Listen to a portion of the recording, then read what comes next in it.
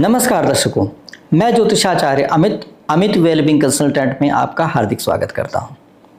आइए आज देवी माँ के तीसरे रूप के बारे में थोड़ी जानकारी प्राप्त करें, जिससे आपके अंदर श्रद्धा उत्पन्न हो और आप अच्छे तरीके से पूजन कर पाएं। देवी माँ का तीसरा रूप है, जो तीसरे दिन पूजन किया जाता है, वह रूप है माँ चंद्रघंटा का। माँ चंद्रघंटा का रूप जो है, यह विवाह के बाद का रूप है। कहा जाए तो माँ गौरी जब शिव जी को प्राप्त कर लेते हैं, वो रूप है जो 8वें दिन आप पूजेंगे, उसके बाद का रूप है। लेकिन इस रूप को तीसरे दिन पूजा जाता है। अब आप कहेंगे तीसरे दिन क्यों पूजा जाता है? माँ गौरी के बाद इनका नंबर आना चाहिए था, क्योंकि विवाह के बाद का रूप है। लेकिन इसलिए किया जाता है कि देवी माँ बहुत ही अच्छे तरीके से पावरफुली सुसज्जित है, मतलब देवी माँ की क्षमता बहुत ज़बरदस्त है। तो ऐसे में क्या होता है, देवी माँ का इस रूप को तीसरे दिन पूजने का मतलब ये होता है कि देखिए, आपको माँ शैलपुत्री ने आपको क्षमता दिया जिससे आप निरोगी रहें, आप अच्छे शरीर के साथ, अच्छे काया के साथ पूजन कर पाएँ, किसी तरह का अड़चन ना है, संयम रहे, ब्रह्मचर्य का पालन कर पाएँ और अच्छे तरीके से ध्यान आकर्षित कर पाएँ परमात्मा का, देवी माँ का, और साथ साथ अपनी पवित्रता को भी मेंटेन कर पाएँ। इसके लिए आपने माँ ब्रह्मचारिणी का पूजन किया। अब आपके अंदर कोई नेगेटिविटी है, कुछ गड़बड़ है, तो उसको ठीक करने के लिए माँ चंद्रघंटा के रूप में उपस्थित है।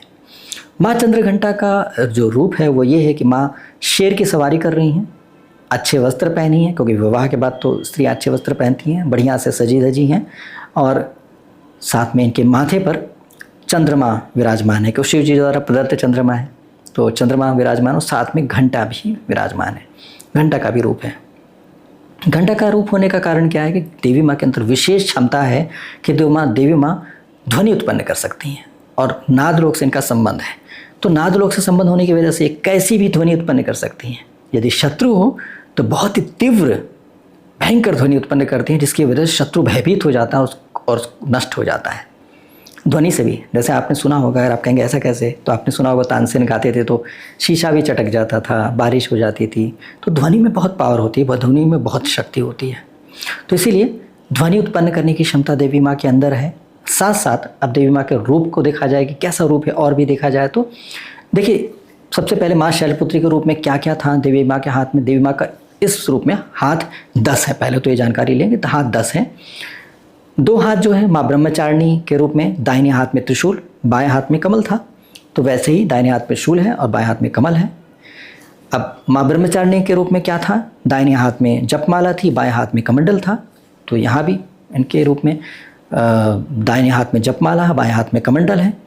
अब दाहिने हाथ में और क्या क्या है, दाहिने हाथ में है तीर धनुष है, और साथ में अभय मुद्रा। अब बाईं तरफ देखे, बाएं हाथ में 3 हाथ जो बचे उसमें क्या है, तो बाएं हाथ में है गदा है, तलवार है और वरद मुद्रा है।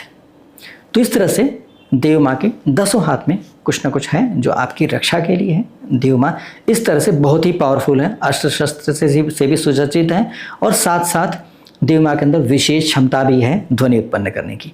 देखिए, ध्वनि की बात जहाँ तक देखा जाए तो ध्वनि मंत्र जो आप जाप करते हैं, जो मंत्र करते हैं, पाठ करते हैं, ये सब ध्वनि से ही होता है। यदि आप ध्वनि उत्पन्न नहीं कर सकेंगे तो आप जाप नहीं कर पाएंगे। और मंत्र भी करते समय क्या होता है, मंत्र यदि आप सही कर रहे हैं तब तो लाभ मिलता है, लेकिन कई बार गलत मंत्रोच्चार करके हमारा जीवन बर्बाद भी हो जाता है, हम तकलीफ में भी आ जाते हैं।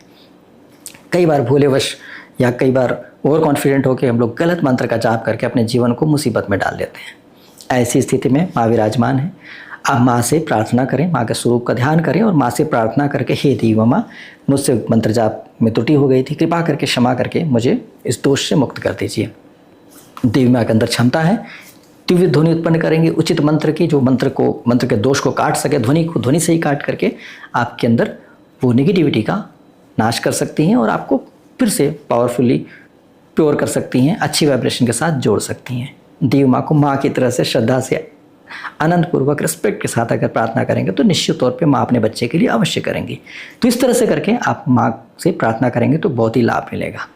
साथ साथ ये है कि ध्यान रहे कि ये देवी माँ का वैवाहिक रूप है, मतलब मैरिड है देवी माँ, तो आप देवी माँ को भोग क्या चढ़ाएंगे, तो उसमें देवी माँ को जो भोग, विशेष भोग होता है, वो दूध का भोग चढ़ाया जाता है। अब दूध कौन सा, भैंस का दूध?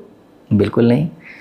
गाय का दूध, जो विदेशी गाय होती हैं उनका दूध, जर्सी का या किसी और का? जी नहीं, बिल्कुल नहीं।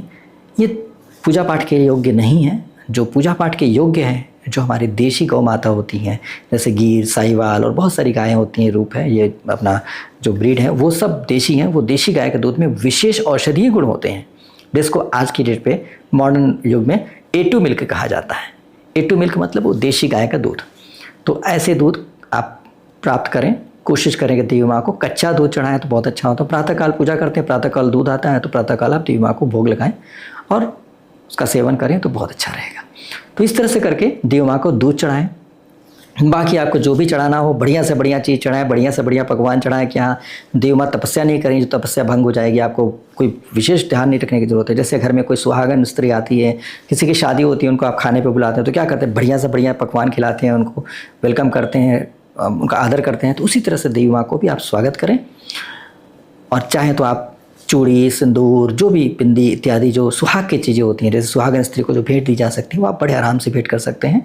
आपको भी खुशी मिलेगी और देवी माँ को जब प्रसन्न करने के भाव को रखेंगे तो निश्चित तौर पर देवी माँ का आशीर्वाद भी प्राप्त होगा। अब चूड़ी चढ़ाते समय या कोई भी चीज़ चढ़ाते समय, सिंदूर चढ़ाते समय क्या करना चाहिए, छोटा सा पैकेट लेना, इतनी सी चूड़ी, इतना सा सिंदूर, मतलब खिलौने जैसा जो इंसान का बच्चा भी नहीं पहन सकता हो, क्या फ़ायदा। ऐसा आडंबर मत कीजिएगा। अगर आपके पास पैसे नहीं है मत चढ़ाइए, लेकिन कम से कम जो चढ़ाइए देवी माँ का मजाक मत बनाइएगा। इसका मतलब आपके मन में देवी माँ के प्रति श्रद्धा नहीं है। दूसरी बात है कि आप ये सोचते हैं कि मेरे मन में तो जो भी है भाव से मैं चढ़ा रही हूँ। अरे आप चढ़ा रही हैं, खुद नहीं पहन सकती हैं, आप उसको चढ़ा रही हैं तो बिल्कुल गलत है। ऐसा मत कीजिए। जो आप पहन सकती हैं, आप अपने से पहनने वाले चूड़ी से बेहतर चूड़ी चढ़ाएं देवी माँ को, अपने से अच्छी चीज़ चढ़ाएं। देवी माँ देवी हैं, अगर सामने खड़ी हो जाएंगे तो आप अंदाज़ा भी नहीं लगा सकते आपके साथ क्या हालत होगी। इतनी पावरफुल देवी हैं और आप उनके साथ कोई घटिया सी चीज़ें, घटिया टाइप का प्रोडक्ट आप चढ़ा रही हैं, बिल्कुल मत कीजिए। अगर आप सिंदूर खुद इस्तेमाल करती हैं तो बेहतर सिंदूर, सबसे बेहतर सिंदूर जो वो लेके आइए। इस तरह से देवी माँ को आदर दीजिए। देखिए सच में देवी माँ को कोई कमी नहीं है कि आप सिंदूर देंगे तभी देवी माँ लगा पाएंगे या आप चूड़ी देंगे तो देवी माँ पहन पाएंगे। देवी माँ को कोई कमी नहीं है। बात सिर्फ भाव की है कि आप उनको अपनी भावनाएं व्यक्त करती हैं, आदर व्यक्त करती हैं। तो इस तरह इसकी वजह से आप उनके प्रिय हो जाते हैं कि देखो मेरे प्रति कितना भाव रखा है इसने। उसके बाद देवी माँ का काम शुरू होता है। देवी माँ का काम आशीर्वाद देना है। देवी माँ बड़े दिल से आशीर्वाद देते हैं और इस तरह से आपको तरह तरह के दोषों से मुक्त करती हैं, आपको नेगेटिविटी से मुक्त करती हैं। भूत प्रेत किसी तरह की नेगेटिविटी होती है, किसी ने मंत्र करके आपके ऊपर गड़बड़ कर दिया है तो उससे आपको बचा सकती हैं, इतनी क्षमता है। भूत प्रेत बिल्कुल ऐसी ध्वनि उत्पन्न करती हैं, भूत प्रेत ही गायब हो जाते हैं, बिल्कुल आप भूत प्रेत से मुक्त हो जाते हैं। तो ऐसी क्षमता देवी माँ के अंदर है। तो इस निश्चित तौर पे देवी माँ की क्षमता को अगर आप लाभ लेना चाहते हैं तो बहुत अच्छे तरीके से श्रद्धा से प्रेम पूर्वक देवी माँ का पूजन करें तो उससे बहुत अच्छा रहेगा। अब पूजन करते समय जो विशेष बातें हैं वो आपको बता दें। एक तो आसन, आपको जैसे मैंने बताया है कि आसन ऊनी आसन रखें तो अच्छा रहेगा। पीला हो या लाल पीला मिक्स हो चलेगा, प्योर ऊल होना चाहिए, ऊनी होना चाहिए। तो इस तरह से करके आसन का प्रयोग करें, बहुत अच्छा रहेगा। दूसरा है कि आप जाप करना चाहते हैं मंत्र का, तो जाप करते समय मैंने आपको बताया, पिछली बार बताया था, एक मंत्र जो आप प्रतिदिन कर सकते हैं, 9 दिन तक या 10 दिन तक, जब तक आप करना चाहे कर सकते हैं, उसके बाद भी करना चाहे तो कर सकते हैं। वो मंत्र है ओम ऐं ह्रीं क्लीं चामुंडाय विच्चे। यह मंत्र ऐसे ही वाइब्रेट करते हुए बोलिएगा, गाते हुए मत बोलिएगा। मंत्र की वाइब्रेशन होती है, वो वाइब्रेशन का विशेष ध्यान दीजिए। उसके बाद दूसरा मंत्र बहुत प्यारा सा मंत्र है, या देवी सर्वभूतेषु माँ चंद्र घंटा रूपेण संस्थिता नमस्तस्यै नमस्तस्यै नमस्तस्यै नमो नमः। तो इसमें क्या है कि जब आप नमस्तस्यै नमस्तस्यै नमस्तस्यै नमो नमः बोले तो ऐसे हाथ जोड़ करके आते हैं, नमस्कार ही कर रहे हैं ना आप उनको। तो इस तरह से करके आप उनका जाप कीजिए। उसके बाद फिर क्या है कि तीसरा मंत्र ओम माँ चंद्र घंटा देव्यै नमः, ऐसे करके बोल सकते हैं। ये मंत्र अपने हिसाब से आप बना सकते हैं। सिंपल आपको नमन करना है उनके रूप का, ये सिंपल मंत्र है। ये कोई विशेष मंत्र नहीं है जिसमें आपको जाप करें और उसका ऐसा करके आप श्रद्धा भाव से बनाए वो मंत्र आप अपने हिसाब से भी बना सकते हैं। ओम देवी चंद्र घंटा रूप देव्यै नमः कर सकते हैं, ओम चंद्र घंटा रूप पिंडे देव्यै नमः, ऐसे कुछ भी बना सकते हैं। लेकिन आप आदर देना आपको चाहिए और आप आदर देने के मैं आपको तरीका बता रहा हूँ। तो इस तरह से देवी माँ का पूजन करेंगे। अपने जो भी उनको प्रिय है वो मैंने आपको बता दिया है। बाकी आपके हृदय में जितना प्रेम है वो अपना प्रेम व्यक्त करने के लिए आप उनको जो भी भोजन कराएं, बहुत अच्छी बात है। मगर ध्यान रखिए कि नवरात्रि के समय देवी माँ को चढ़ाते समय हमेशा ध्यान रखिएगा कि चीनी की चीज़ मत चढ़ाइएगा, शक्कर की चीज़ चढ़ाइएगा। बाजार से मिठाई लाने की ज़रूरत नहीं, हो सके तो घर में बना लें, क्योंकि चीनी अशुद्ध होती है मोस्टली। चीनी के मिल में अगर आप जाके देखेंगे तो पता चला कि चूहे भी जाके पिस जाते हैं उसमें, कई बार कुत्ता चला गया तो वापस नहीं आ सकता। मिल में बहुत ढेर सारे ट्रक के ट्रक गन्ने जाते हैं। तो ऐसी स्थिति में आप कैसे उम्मीद कर सकते हैं कि वो पवित्रता होगी। तो वो बाद में फ़िल्टर किया था, लेकिन डेफिनेटली वो गंदगी तो जाती ही जाती है। तो इसीलिए मेरी अनुरोध है कि आप कोशिश करेंगे जो गांव में लोकल विलेज में बनाते हैं, जो खांड बनाए जाते हैं वो छोटे छोटे स्तर पर बनाए जाते हैं, वो ऐसी ऐसी बड़ी बड़ी चीज़ें उसमें मर के नहीं मिलेंगी, शुद्धि का बहुत ध्यान रख के करते हैं।